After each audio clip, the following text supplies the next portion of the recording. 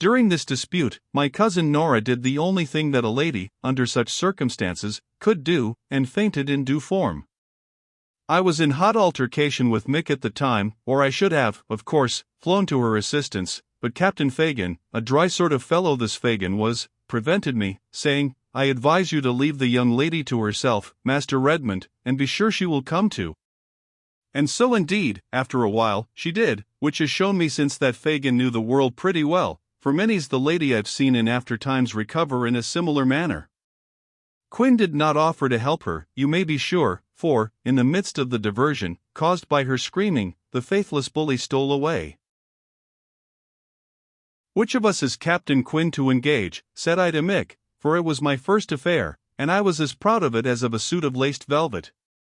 "Is it you or I, cousin Mick, that is to have the honor of chastising this insolent Englishman?" And I held out my hand as I spoke, for my heart melted towards my cousin under the triumph of the moment. But he rejected the proffered offer of friendship. You, said he, in a towering passion, hang you for a meddling brat, your hand is in everybody's pie. What business had you to come brawling and quarreling here, with a gentleman who has 1,500 a year?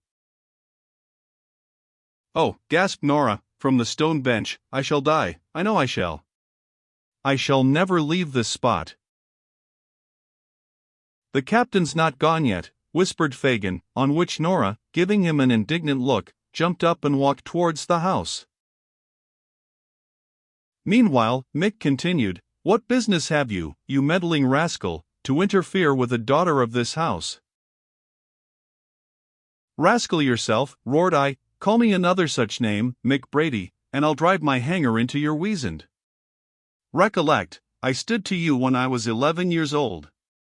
I'm your match now, and, by Jove, provoke me, and I'll beat you like your younger brother always did." That was a home cut, and I saw Mick turn blue with fury. "This is a pretty way to recommend yourself to the family," said Fagin, in a soothing tone. "The girl's old enough to be his mother," growled Mick. "Old or not," I replied, "you listen to this, Mick Brady," and I swore a tremendous oath, that need not be put down here. "The man that marries Nora Brady must first kill me, do you mind that?" "Pooh, sir," said Mick, turning away, "kill you, flog you, you mean? I'll send for Nick the huntsman to do it," and so he went off.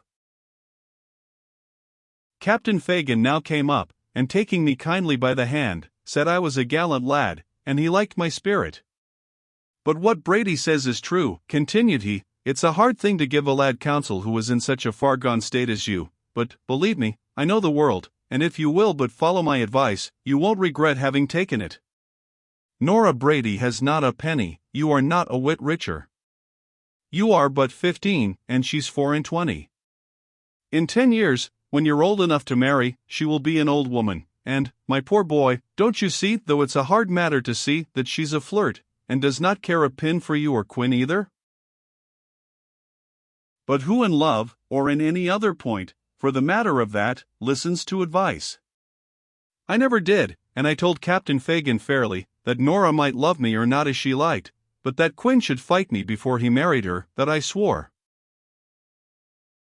"Faith," says Fagin, "I think you are a lad that's likely to keep your word," and, looking hard at me for a second or two, he walked away likewise, humming a tune, and I saw he looked back at me as he went through the old gate out of the garden.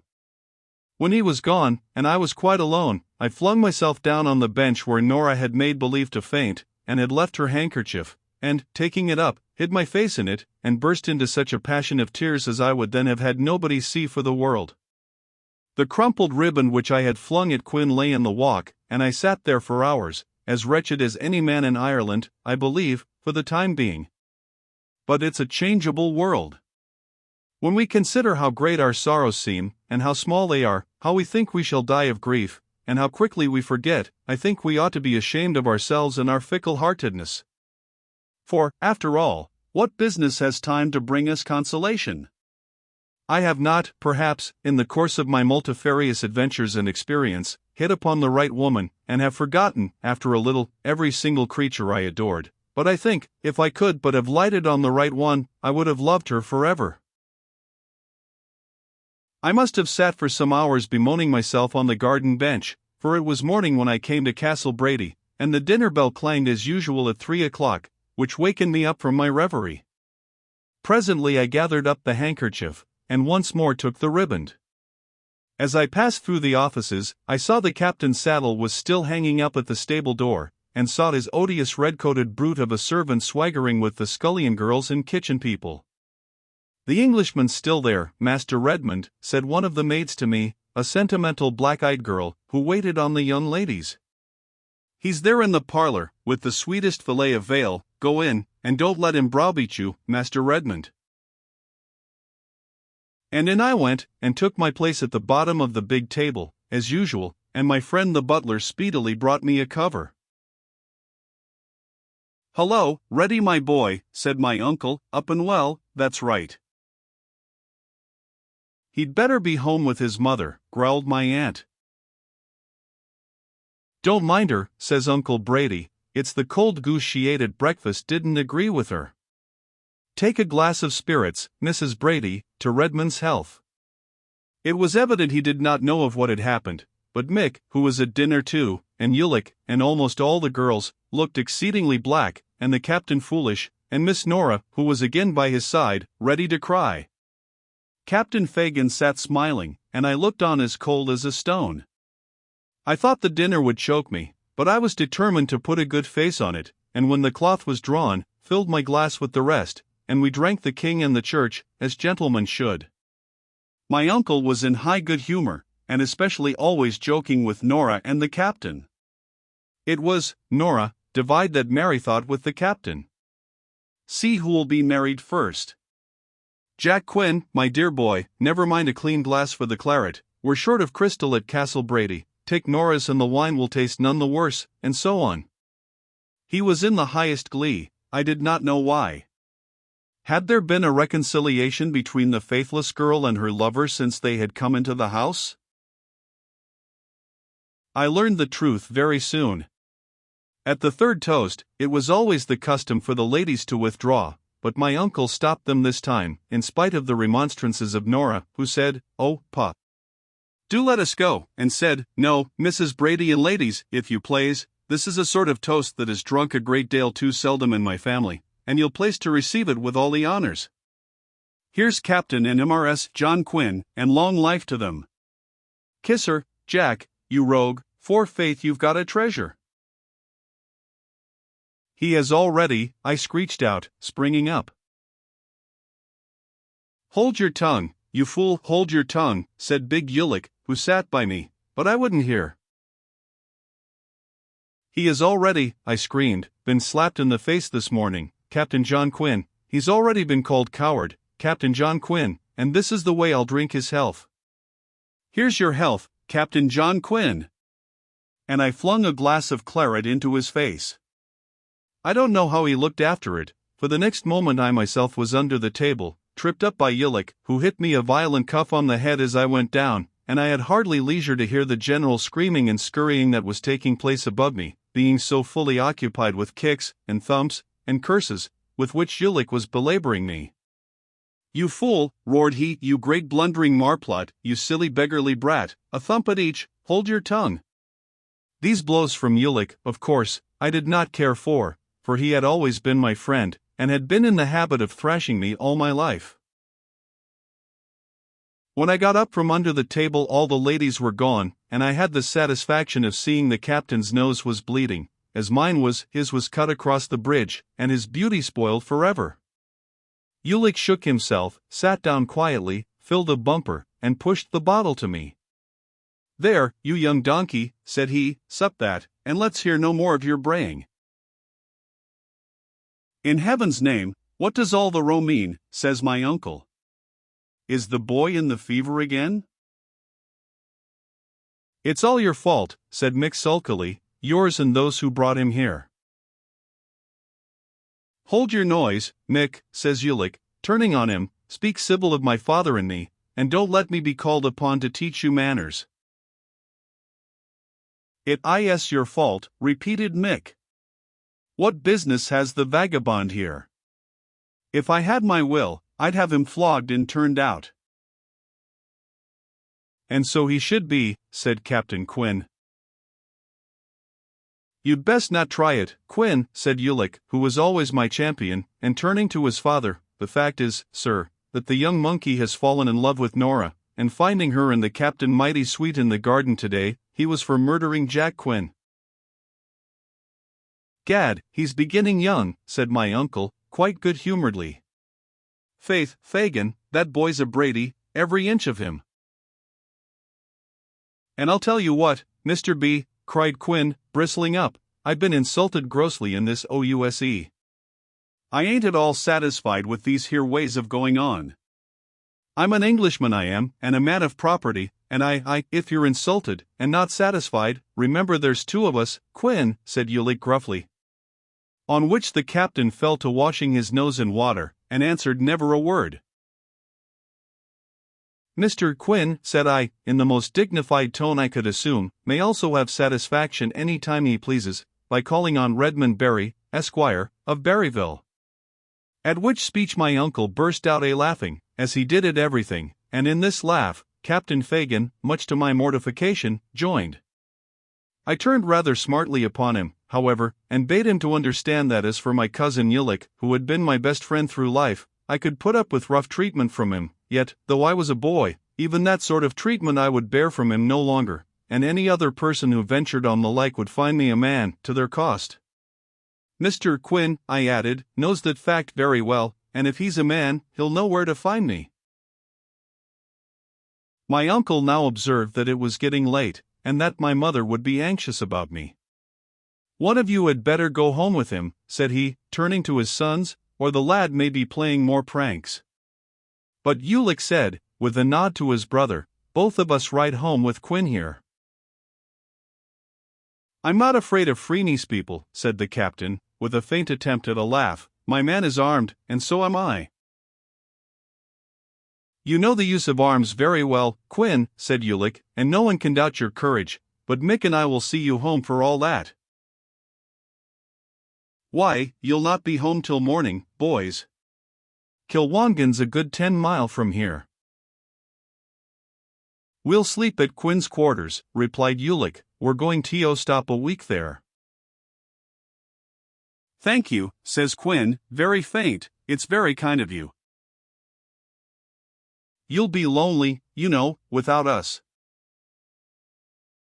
"Oh yes, very lonely," says Quinn.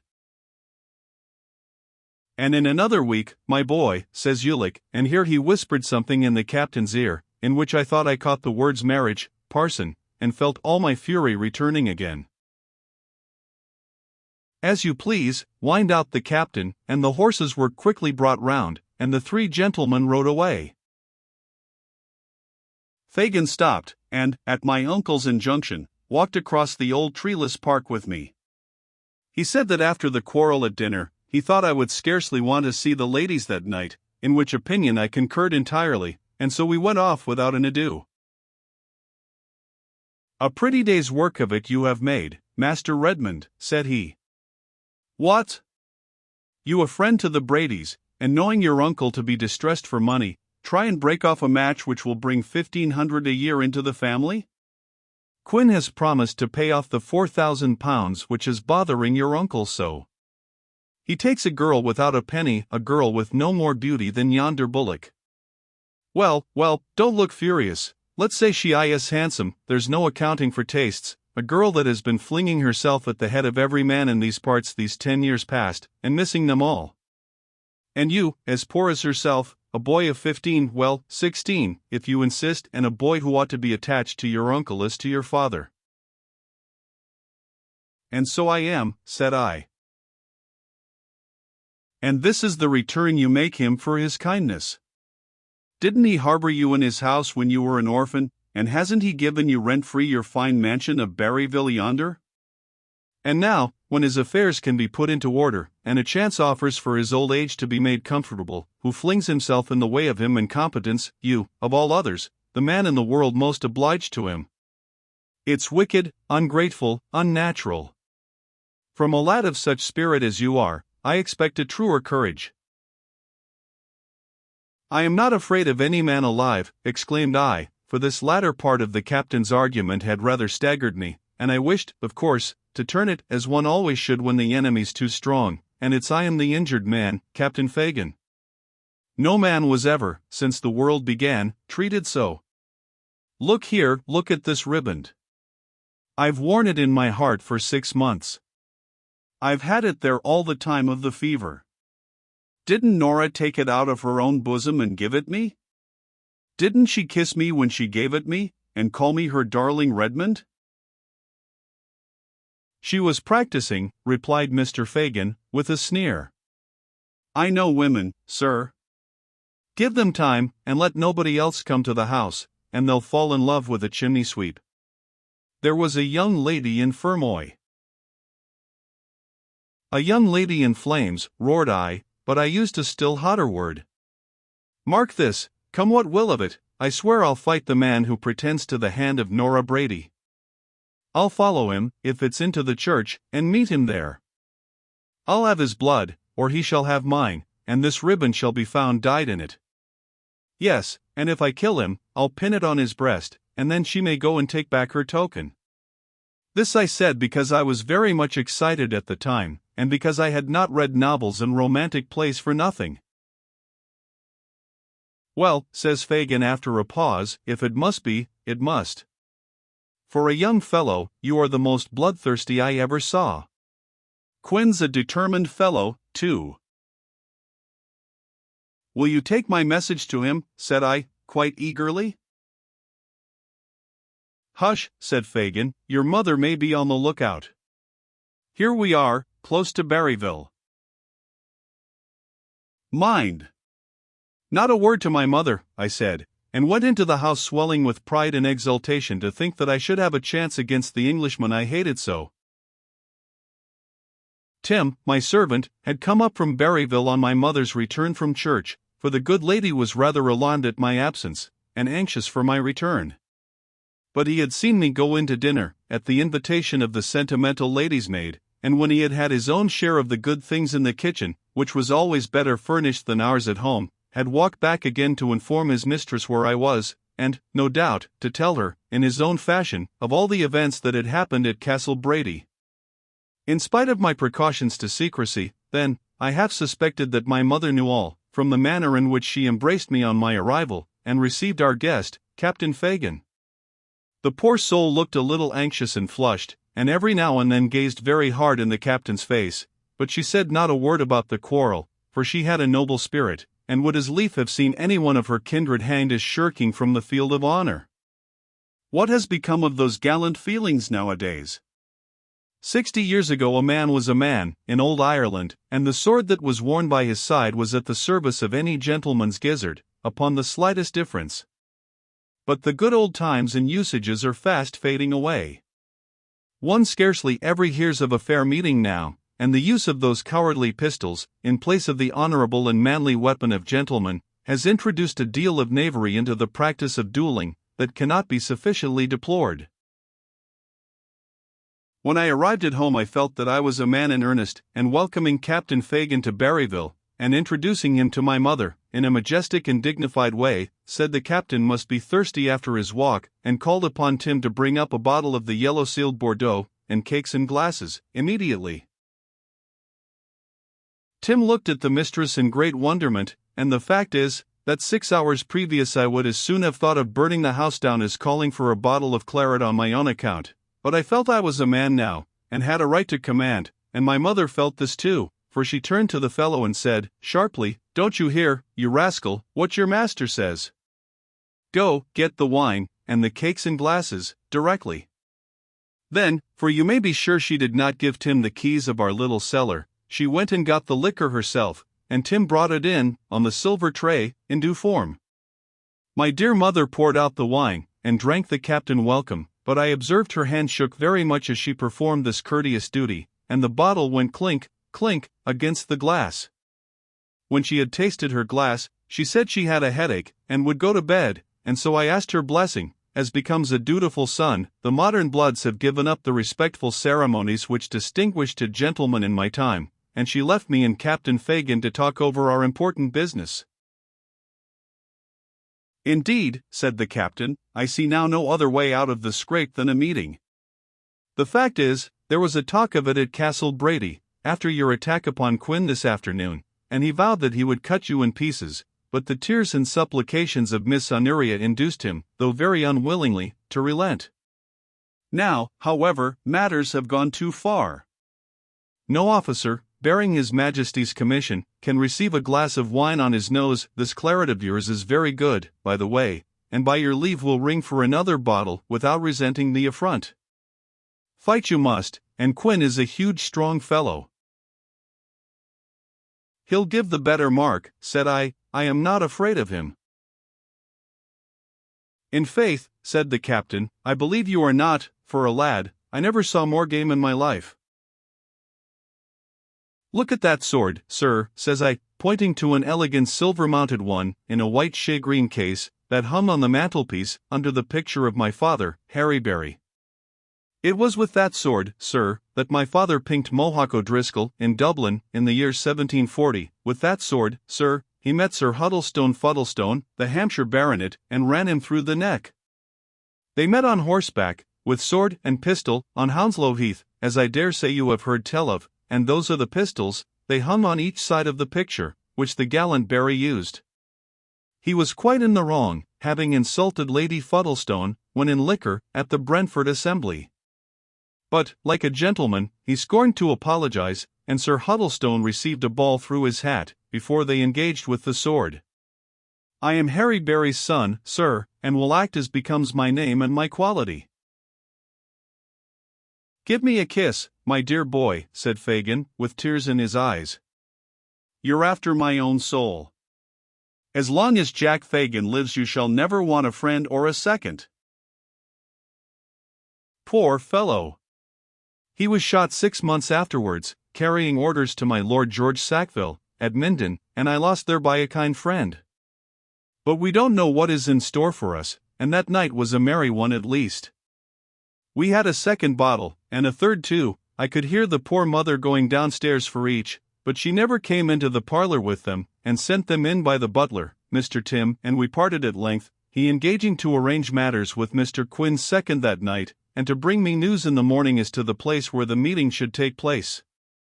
I have often thought since, how different my fate might have been, had I not fallen in love with Nora at that early age, and had I not flung the wine in Quinn's face, and so brought on the duel. I might have settled down in Ireland but for that, for Miss Quinlan was an heiress, within 20 miles of us, and Peter Burke, of Kilwongan, left his daughter Judy L. 700 a year, and I might have had either of them, had I waited a few years.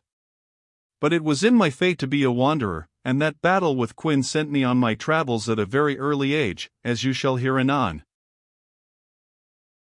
I never slept sounder in my life, though I woke a little earlier than usual, and you may be sure my first thought was of the event of the day, for which I was fully prepared. I had ink and pen in my room, had I not been writing those verses to Nora but the day previous, like a poor fond fool as I was? And now I sat down and wrote a couple of letters more. They might be the last, thought I, that I ever should write in my life. The first was to my mother.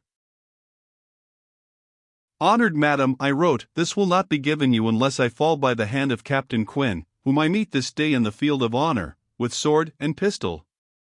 If I die, it is as a good Christian and a gentleman. How should I be otherwise when educated by such a mother as you? I forgive all my enemies. I beg your blessing as a dutiful son.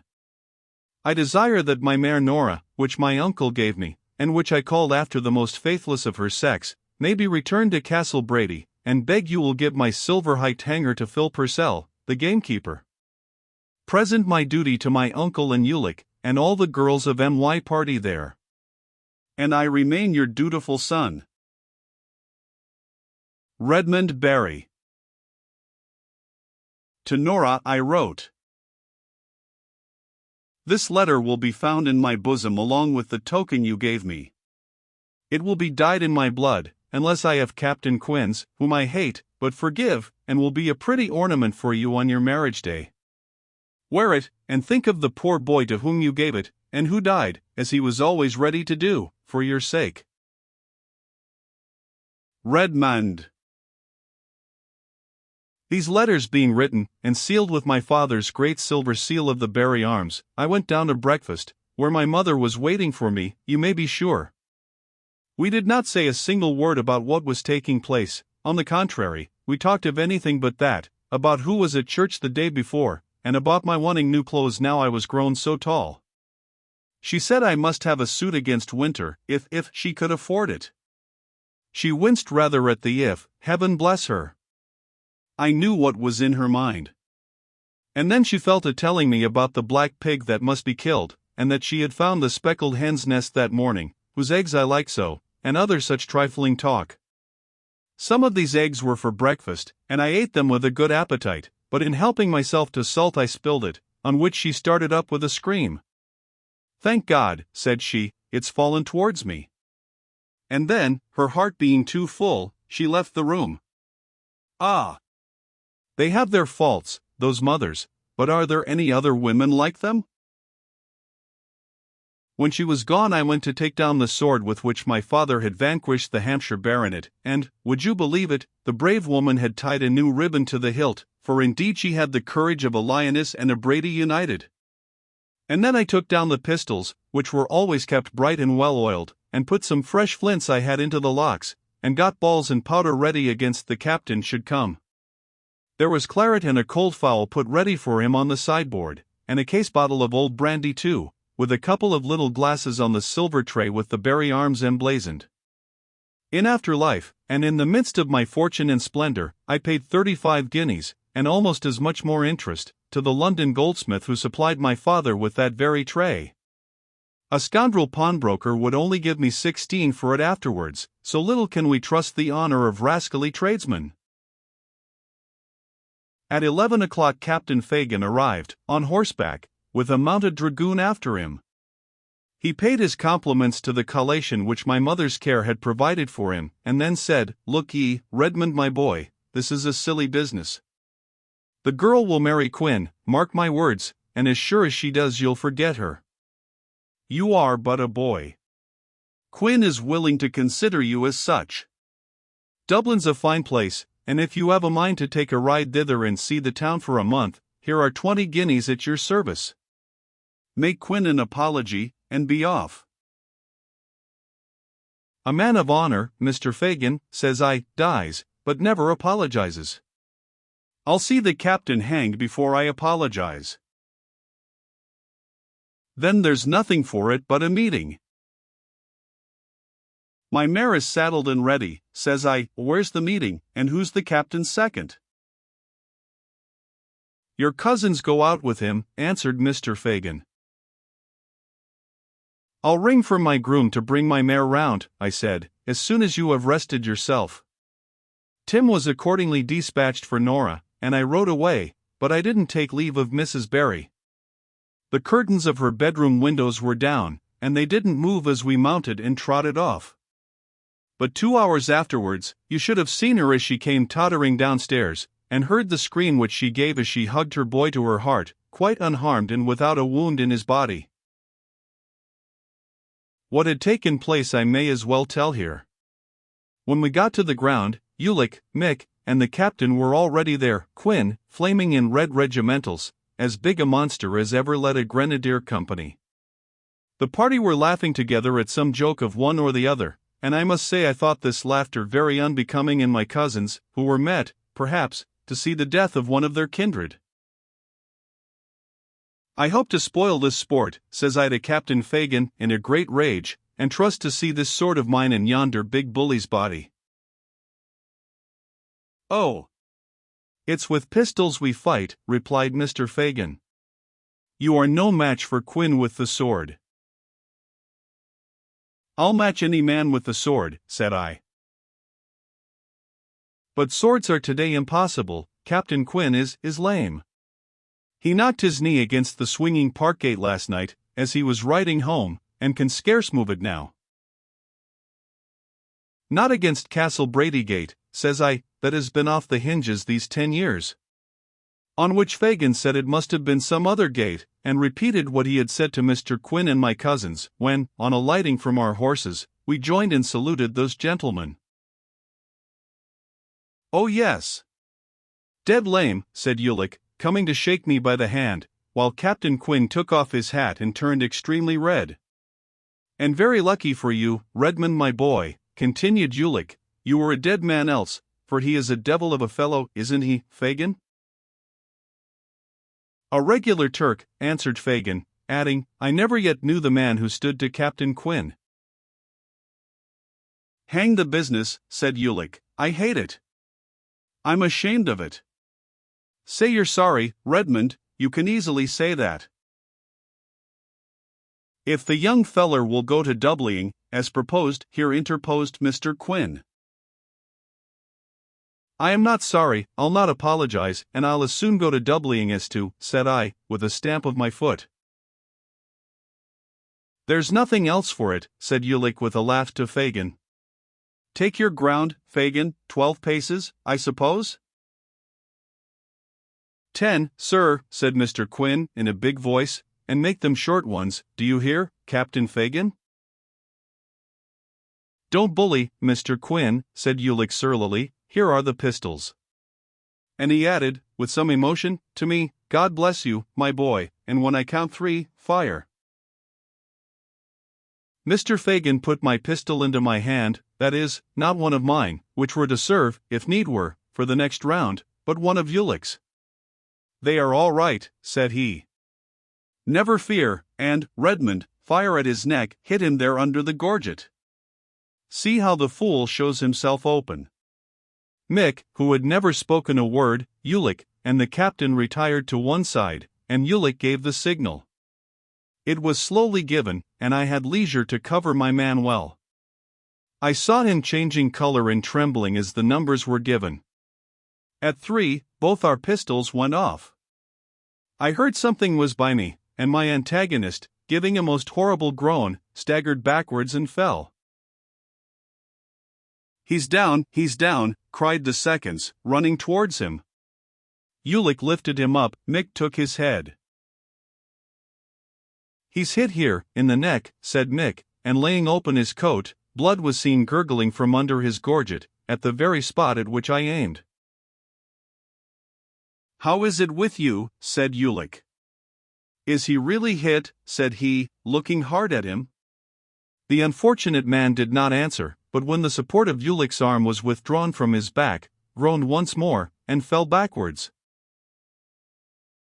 The young fellow has begun well, said Mick, with a scowl. You had better ride off, young sir, before the police are up. They had wind of the business before we left Kilwongden. Is he quite dead, said I. Quite dead, answered Mick. Then the world's rid of a coward, said Captain Fagin, giving the huge prostrate body a scornful kick with his foot. It's all over with him, ready, he doesn't stir. We are not cowards, Fagin, said Ulick roughly, whatever he was. Let's get the boy off as quick as we may. Your man shall go for a cart, and take away the body of this unhappy gentleman. This has been a sad day's work for our family, Redmond Barry, you have robbed us of £1,500 a year. It was Nora did it, said I, not I. And I took the ribbon she gave me out of my waistcoat, and the letter, and flung them down on the body of Captain Quinn. There, says I, take her those ribbons. She'll know what they mean, and that's all that's left to her of 2 lovers she had and ruined. I did not feel any horror or fear, young as I was, in seeing my enemy prostrate before me, for I knew that I had met and conquered him honorably in the field, as became a man of my name and blood. And now, in heaven's name, get the youngster out of the way, said Mick. Ulick said he would ride with me, and off accordingly we galloped, never drawing bridle till we came to my mother's door. When there, Ulick told Tim to feed my mare, as I would have far to ride that day, and I was in the poor mother's arms in a minute. I need not tell how great were her pride and exultation when she heard from Ulick's lips the account of my behavior at the duel. He urged, however, that I should go into hiding for a short time, and it was agreed between them that I should drop my name of Barry, and, taking that of Redmond, go to Dublin, and there wait until matters were blown over. This arrangement was not come to without some discussion, for why should I not be as safe at Barryville, she said, as my cousin and Ulick at Castle Brady? While bailiffs and duns never got near them, why should constables be enabled to come upon me? But Ulick persisted in the necessity of my instant departure, in which argument, as I was anxious to see the world, I must confess, I sided with him, and my mother was brought to see that in our small house at Barryville, in the midst of the village, and with the guard but of a couple of servants, escape would be impossible. So the kind soul was forced to yield to my cousin's entreaties, who promised her, however, that the affair would soon be arranged, and that I should be restored to her. Ah! How little did he know what fortune was in store for me! My dear mother had some forebodings, I think, that our separation was to be a long one, for she told me that all night long she had been consulting the cards regarding my fate in the duel, and that all the signs betokened a separation. Then, taking out a stocking from her escritoire, the kind soul put 20 guineas in a purse for me. She had herself but 25, and made up a little valise, to be placed at the back of my mare, in which were my clothes, linen, and a silver dressing case of my father's. She bade me, too, to keep the sword and the pistols I had known to use so like a man. She hurried my departure now, though her heart, I know, was full, and almost in half an hour after my arrival at home I was once more on the road again, with the wide world as it were before me. I need not tell how Tim and the cook cried at my departure, and, mayhap, I had a tear or two myself in my eyes, but no lad of 16 is very sad who has liberty for the first time, and 20 guineas in his pocket, and I rode away, thinking, I confess, not so much of the kind mother left alone, and of the home behind me, as of tomorrow, and all the wonders it would bring.